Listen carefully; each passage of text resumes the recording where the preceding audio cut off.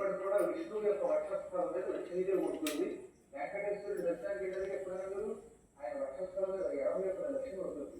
ఆ లక్ష్మిని యోగలక్ష్మి అంటారు. ఆ మహామంత్రం లక్ష్మీదేవి వచ్చింది.